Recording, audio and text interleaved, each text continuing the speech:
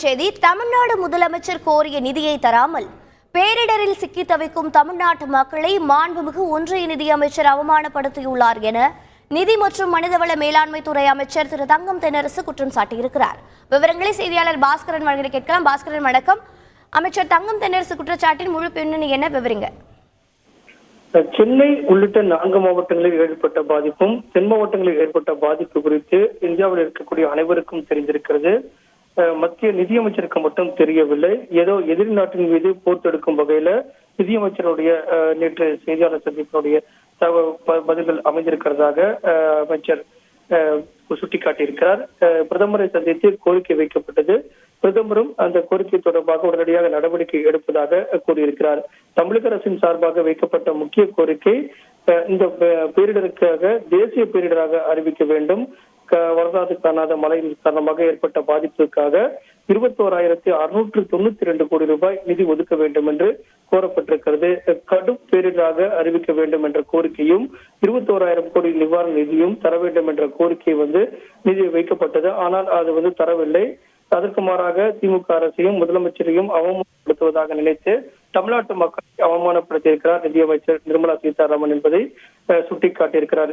தற்போது இருக்கக்கூடிய பாதிப்புகளை உணர்ந்து நிதியமைச்சராக இருக்கக்கூடியவர்கள் நிதி ஒதுக்க வேண்டும், பேரிடருக்கான நிதியை அறிவிக்க வேண்டும். ஏற்கனவே கோரப்பட்டிருக்கக்கூடிய நிதியில வெறும் 450 கோடி ரூபாய் மட்டுமே நிதி ஒதுக்கப்பட்டிருக்கிறது.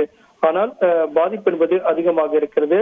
ஆனால் அமைச்சர் நிர்மலா சீதாராமன் அவர்கள் பேட்டியளித்தது வருந்தத்தக்கதாக இருக்கிறது. ஏற்கனவே இருக்கக்கூடிய நடவடிக்கைகளை மத்திய அரசினுடைய நடவடிக்கைகளை சுட்டிக்காட்டியிருந்தாலும் தமிழக அரசின் சார்பாக பல்வேறு நடவடிக்கைகள் எடுக்கப்பட்டிருக்கிறது. ஆனால் தமிழக அரசின் சார்பாக 21,000 கோடி நிதி கேட்கப்பட்டது. ஆனால் 450 கோடி மட்டும்தான் நிதி ஒதுக்கப்பட்டிருக்கிறது. இந்த நிதியை வைத்து என்ன நடவடிக்கை எடுக்க முடியும் என்ற கேள்வி எழுப்பி இருக்கக்கூடிய நிதியமைச்சர் தங்கம் தென்னரசு அவர்கள் பல்வேறு விதமான குற்றச்சாட்டுகளையும் பதிவு செய்திருக்கிறார்.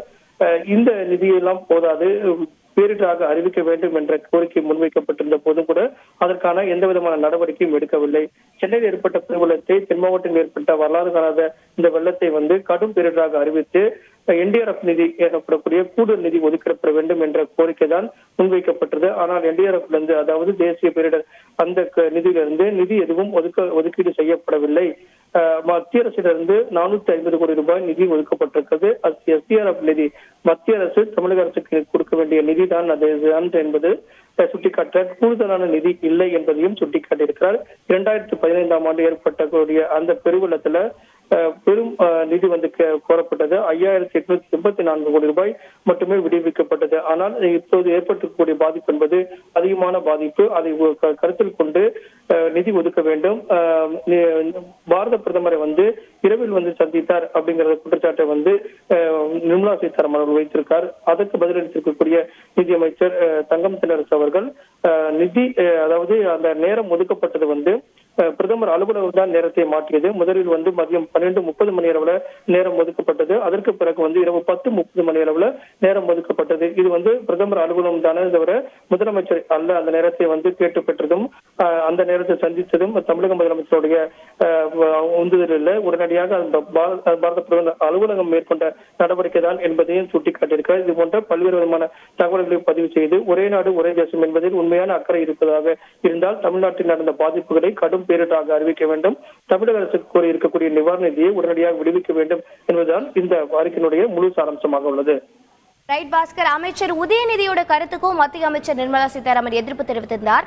இது பற்றி ஏதேனும் கருத்து தமிழக அரசு தரப்பிலிருந்தோ அமைச்சர்கள் தரப்பிலிருந்தோ வெளிவந்திருக்கா? புயல் ஏற்பட்ட நேரத்திலும் அதே போல தென் மாவட்டங்களில் ஏற்பட்ட பாதிப்பு நேரத்திலும் தமிழக முதலமைச்சர் குறிப்பாக அந்த பாதிப்புகளை நேரடியாக பார்க்கவில்லை என்பது போன்ற குற்றச்சாட்டை பதிவு செய்திருந்தார். அதற்கு நிதியமைச்சர் அளித்திருக்கக்கூடிய தங்கம் தென்னரசு அவர்கள் அளித்திருக்கக்கூடிய இந்த பேட்டியின் மூலமாக, இந்த அறிக்கையின் மூலமாக என்ன சொல்ல வருகிறார் என்றால், தமிழ்நாட்டு மக்களுக்கு ஏற்பட்ட பாதிப்பை உடனடியாக அறிந்து சம்பவ இடத்துக்கு சென்று நிவாரணப் பணிகளை மேற்கொண்டார். ஒரே ஒரு நாள் மட்டும்தான் டெல்லிக்கு சென்றார். அப்போது கூட பாரத பிரதமரை சந்தித்து இந்த கோரிக்கை தான் முன்வைத்தார். மற்ற நேரங்களில் அனைத்திலுமே பாதிக்கப்பட்ட மக்களோடு நின்று நிவாரணப் பணிகளையும் அதே நேரத்தில் அதிகாரிகளுக்கு பல்வேறு உத்தரவுகளை பிறப்பித்திருக்கிறார். இது தொடர்பான அனைத்து விதமான தகவல்களும் செய்தித்தாள்களிலும் அதே போல தொலைக்காட்சிகளும் வெளிவந்ததையும் சுட்டிக்காட்டி இந்த பதிலை தெரிவித்திருக்கிறார் நிதியமைச்சர் தங்கம் தென்னரசு அவர்கள். ரைட் பாஸ்கர், இப்ப வேற ஏதேனும் அமைச்சர்கள் மத்திய அமைச்சர் நிர்மலா சீதாராமனை சந்திக்க இருக்காங்களா? மேலும் இந்த பேரிடருக்கான மீட்பு பணிகளோ இல்ல நிவாரண தொகை கோர்றதுக்கு இப்ப யாராவது சந்திக்க இருக்காங்களா? ஏற்கனவே மத்திய குழு வந்து தமிழகத்துல ஆய்வு செய்து முதற்கட்ட அறிக்கையை வந்து கொடுத்திருக்காங்க. சென்னை, திருவள்ளூர், காஞ்சிபுரம், செங்கல்பட்டு மாவட்டங்கள்ல ஆய்வு செய்து அறிக்கை கொடுக்கப்பட்டிருக்கிறது. அதே நேரத்தில் தென் மாவட்டங்களில் ஏற்பட்ட தூத்துக்குடி, திருநெல்வேலியில் ஏற்பட்ட பாதிப்புக்காக மத்திய குழு வருகை தந்து கலாய்வு மேற்கொண்டிருக்கிறார்கள். அவர்களுடைய அறிக்கையும் கொடுக்கப்படும். ஏற்கனவே தமிழக முதலமைச்சர் பாரத பிரதமரை சந்தித்து கோரிக்கை வைத்திருந்தார். அதே போல பாதுகாப்புத்துறை அமைச்சர் இங்கு வந்த போது கூட, சென்னையில வந்த போது நேரடியாக இதே கோரிக்கையை முன்வைத்தார். அதற்கு பிறகுதான் தென் மாவட்டங்களில் ஏற்பட்டிருக்கக்கூடிய பாதிப்பு, அந்த பாதிப்புகள் குறித்து நேரடியாக சென்று தமிழக அரசினுடைய அதிகாரிகள் கலாய்வு மேற்கொண்டிருக்கிறார்கள். அதன் அடிப்படையில் தான் நிதி என்பது 21,000 கோடியாக அதிகரித்து கேட்கப்பட்டது. ஆனால் தமிழக அரசு கோரி இருக்கக்கூடிய அந்த தொகை என்பது 21,000 கோடியில வெறும் 450 கோடி ரூபாய் மட்டும்தான் நிதி ஒதுக்கப்பட்டிருக்கிறது. இதன் மூலமாக தொடர்ந்து மத்திய அரசுக்கு கடிதங்கள் மூலமாகவும் நேரில் சந்திப்பதற்கான வாய்ப்பு கிடைக்கப்படும் போது தொடர்ந்து தமிழக அரசின் சார்பாக வலியுறுத்தப்படும் அப்படிங்கிறதையும் நிதியமைச்சர் இந்த அறிக்கையின் மூலமாக சுட்டிக்காட்டியுள்ளார். ஓகே பாஸ்கர், வானிலை ஆய்வு மையம் 5 நாட்களுக்கு முன்னே எவ்வளவு கனமழை வரும் அப்படின்ற அலர்ட் கொடுத்தோம், நம்ம சரியா கவனத்தில் எடுத்துக்கலாம் அப்படிங்கிற மாதிரி ஒரு கருத்து அவங்க தெரிவிச்சிருந்தாங்க மத்திய அமைச்சர். அது பற்றி ஏதேனும் விவரங்கள் வந்திருக்கா? நம்ம தமிழக அரசு தரப்பிலிருந்து என்ன தகவல் வெளிவந்திருக்கு? தமிழ்நாட்டில் டிசம்பர் 4ஆம் தேதி 17, 18 ஆகிய 3 நாட்கள் பெய்த மழை என்பது வரலாறு காணாததாகும். 50 ஆண்டு காலம் கழித்து பெய்கிறது, 100 ஆண்டுகள் கழித்து பெய்கிறது என்று சொல்லத்தக்க அளவுக்கு மழை வந்து பெய்திருக்கிறது. எனவேதான் பாதிப்பு வந்து அதிகமாக இருக்கிறது, மிக மிக அதிகமான பாதிப்பு. இதனை தேசிய பேரிடராக அறிவிக்க வேண்டும் என்று கோரிக்கை முன்வைக்கப்பட்டது. இது தொடர்பாகத்தான் நிதியமைச்சர் சுட்டிக்காட்டியிருக்கிறார். ஆனால் இந்த தகவல்கள் வந்து இந்த தகவலை வந்து உள்ளடக்கியதாகத்தான் அவருடைய அறிக்கை இருக்கிறது.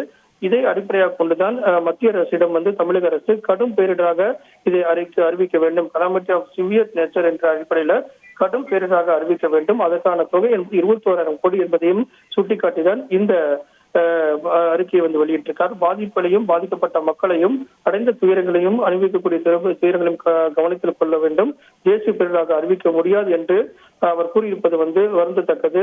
இது வந்து தமிழக மக்களை அவமானப்படுத்தக்கூடியதாக என்பதைத்தான் சுட்டிக்காட்டியிருக்கிறார் நிதியமைச்சர். ஓகே பாஸ்கர், இந்த 4 மாவட்டங்களில் மழை பெய்து கொண்டிருக்கும் போது தமிழக முதலமைச்சர் மு க ஸ்டாலின் வந்து டெல்லியில இருந்தார், பொதுமக்களுக்கு நிவாரண பணிகளை வழங்காம டெல்லியில இருந்திருக்காருன்னு மத்திய நிதியமைச்சர் சொல்லியிருக்காங்க. இது தரப்புல இருந்து திமுக தரப்புல இருந்து ஏதேனும் கருத்து வெளிவந்திருக்கா? அதாவது பாரத பிரதமரையும் முதலமைச்சருடைய சந்திப்பையும் கொச்சைப்படுத்தியிருக்கிறார் நிதியமைச்சர். ஒரு நாள் முழுக்க டெல்லியில் இருந்த முதலமைச்சர் போகிற போக்கில் சந்தித்துக் கொள்ளலாம் என்ற தோரணையில் தான் பிரதமரை சந்தித்திருக்கிறார், இரவில் சந்தித்திருக்கிறார் அப்படிங்கிறதான் நிர்மலா சீதாராமனுடைய குற்றச்சாட்டாக இருக்கிறது. அதற்கு வந்து நிதியமைச்சர் வந்து தெளிவுபடுத்தியிருக்கிறார். பாரத பிரதமருடைய அலுவலகம் தான் வந்து தமிழக முதலமைச்சரை சந்திப்பதற்கான நேரத்தை வந்து ஒதுக்கியது. குறிப்பாக மதியம் 12:30 மணி அளவுக்கு வரலாம் என்று ஏற்கனவே தெரிவித்திருந்தார்கள். ஆனால் அந்த நேரத்தை வந்து 10:30 மணிக்கு மாற்றியது வந்து பிரதமர் அலுவலகம் தான். யார் பிரதமரை சந்திக்க வருகிறார்களோ அவர்கள் வந்து சந்திக்கக்கூடிய நேரத்தை முடிவு செய்வது என்பது பிரதமர் அலுவலகம் தான் தவிர முதலமைச்சர் அல்ல. தமிழக முதலமைச்சர் அவர்கள் யாரிடம் எந்த சூழலிலும் தோரணையை காட்டக்கூடியவர் அல்ல என்பதையும் மழை பெய்யும் போது முதலமைச்சர் எங்கிருந்தார் என்ற கேள்வி எழுப்பியிருக்கிறார் நிர்மலா சீதாராமன் அவர்கள். இந்திய கூட்டத்துக்கு சென்றிருந்ததை சுட்டிக்காட்டியிருக்கிறார். இந்தியா என்றாலே அவர்களுக்கு எரிச்சலாக இருக்கிறது, அதைத்தான் நிர்மலா சீதாராமன் வெளிப்படுத்தி காட்டியிருக்கிறார். பிரதமரை சந்திப்பதற்காகவும் அதையும் தமிழக முதலமைச்சருடைய டெல்லி பயணத்தையும் இதை சுட்டிக்காட்டியிருக்கிறார். பல்வேறு விதமான புயல் மற்றும் தென் மாவட்டங்களில் ஏற்பட்ட பாதிப்புகள் போது தமிழக முதலமைச்சர் மக்களோடு தான் இருந்தார். பல்வேறு விதமான நிவாரண நடவடிக்கைகளை வந்து மேற்கொண்டார். அதன் அடிப்படையில நிவாரணம் கேட்பதற்காகத்தான் பாரத பிரதமரை சந்தித்தார். இந்தியா கூட்டணி கூட்டத்திற்கு வந்து கலந்து கொண்டதற்கு முன்னதாகவே நேரம் கேட்கப்பட்டது. அதற்கு பிறகும் பாரத பிரதமரை சந்தித்து இதே கோரிக்கை தான் முன்வைத்தார். பாரத பிரதமரும் உடனடியாக இந்த கோரிக்கையின் மீது நடவடிக்கை எடுக்கிறேன் என்பதை உறுதிபட தெரிவித்திருக்கிறார். இது யாரை கொச்சைப்படுத்துகிறார் என்ற கேள்வியைத்தான் நிர்மலா சீதாராமனுக்கு நிதியமைச்சர் தங்கம் தென்னரசு கேள்வியாக எழுப்பியுள்ளார். விரிவான தகவல்களுக்கு நன்றி பாஸ்கர். செய்திகளை உடனுக்குடன் தெரிந்து கொள்ள உடனே சப்ஸ்கிரைப் பண்ணுங்க.